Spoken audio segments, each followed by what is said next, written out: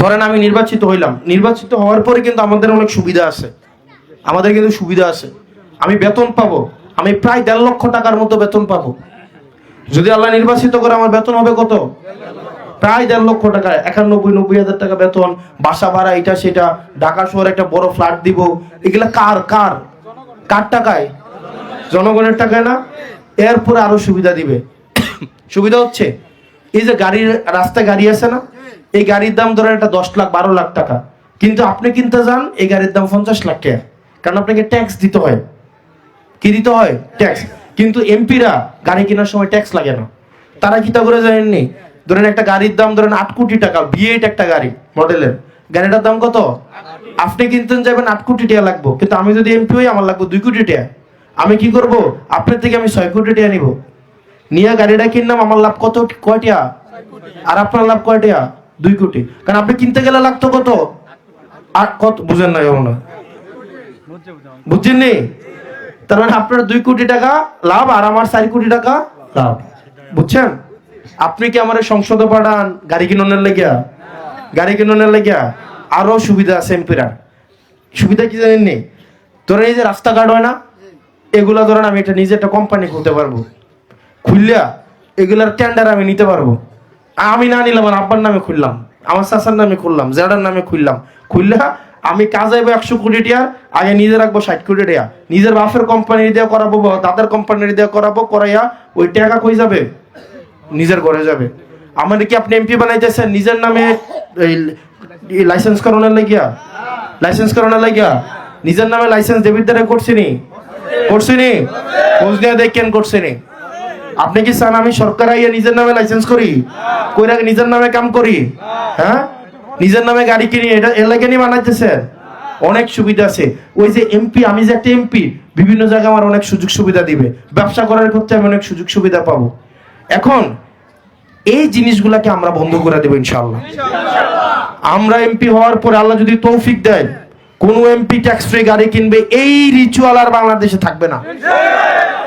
আমি কথা দিয়ে যাচ্ছি, আমি নিজে তো কিনবো না, না নাই, আমার পরিবারকে ওটার সুযোগ সুবিধা আমি হইতে দিব না। ঠিক আছে? আমার তো ধরেন আমি চুরি করলে তো ধরা পড়ার সম্ভাবনা বেশি।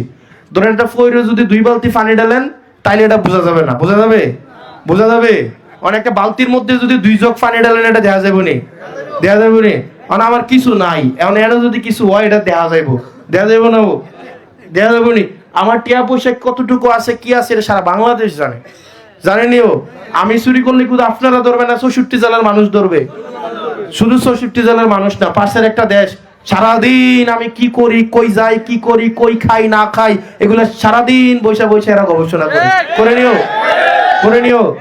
চুরি কি আমার করার সম্ভাবনা বেশি না অন্যরা করার সম্ভাবনা বেশি? সম্ভাবনা বেশি না? আমি চুরি করলে আওয়াজটাও বেশি হইব, আওয়াজটা বেশি হইতো না? আমি খাইতাম না 10 টিয়ার, নাম হইব 100 কোটি টিয়ার, হইব না? হইব না? কিন্তু আমি কেন চুরি করব বলেন? আমি আপনাদের থেকে যেই পরিমাণ, আমার এই নির্বাচন করতে এখানে জামাতের উত্তরের আমির আছেন, এখানে হচ্ছেন দেবিদ্বার উপজেলার আমির আছেন। আমার নির্বাচন করতে উপরে আল্লাহ সাক্ষী, আমার পকেট থেকে আমি 100 টাকা এখনো খরচ করি নাই, 100 টাকাও খরচ করি নাই। এই যে ধরেন এই যে আজকে প্রোগ্রাম হইছে, আমি জানি না প্রোগ্রাম কারা আয়োজন করছে, প্রোগ্রাম আয়োজন করছে কারা? মানে কারা আয়োজন করছেন? এনসিপি এবং জামাত। এই যে ব্যানার, পোস্টার, মাইকিং, এগুলো কি আমরা টাকা পয়সা দিছি আপনারা? রে আমরা টাকা পয়সা দিছি? এরপরে যে খাওয়াইবেন, এটা কি আমরা টাকা পয়সা দিছি আপনারা? রে দিছি? আমি বরং চুলটা আমার মানুষ টাকা দেয়। গতকাল 1,72,000 টাকা দিছে, 1,72,000 টাকা। গতকাল আমির সাহেব রেডি, আমি পটুয়াখালী গেছি, বাউফলে, ওখানে একজন একটা 2 লক্ষ টাকার একটা চেক দিছে না? আমি আড়াই লাইছেন না আসেনি? এটা না আড়াই লাইছেন আসেনি? 2 লক্ষ টাকার একটা চেক দিছে, 2 দিনে 3,72,000 টাকা দিছে। এবার আসেন, এই টাকাটা যে মানুষ দিচ্ছে, কেন দিচ্ছে? মানুষ এটা ভরসা করে দিচ্ছে, আস্থার সাথে দিচ্ছে। যারা দিছে তাদের নামও কিন্তু আমি বলতে পারবো না, বা সে যদি আরেকবার আসে আমার কাছে, আমি তারা চিনবো না, কিন্তু তার একটা বিশ্বাস আছে যে এই টাকাটা আমি দিলাম বাবা, প্রয়োজন লাগলে আরো দিব, কিন্তু তুমি দুর্নীতি করো না, তুমি চুরি করো না।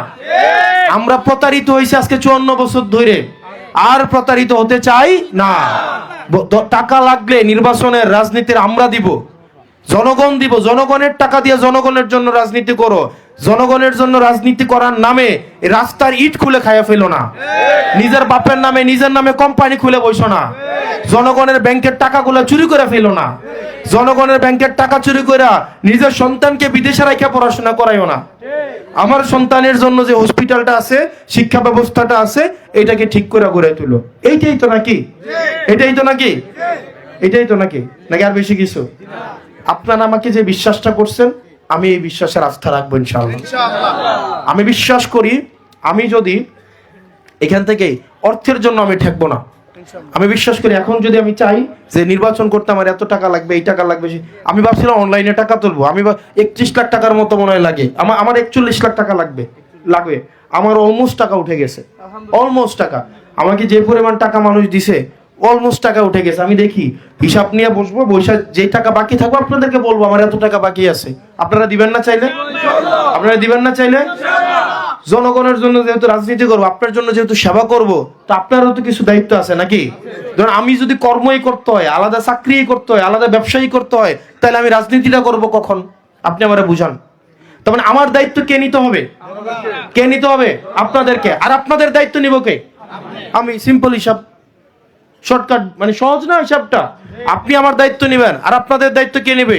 আমি। তাহলে তো আমার দুর্নীতি করা লাগবে না? লাগবে? লাগবে। এখন যদি আমার পকেটে টিয়া দিয়ে রাজনীতি করতে হয়, টিয়াটা কি আমার বাবার বাড়ির নাম?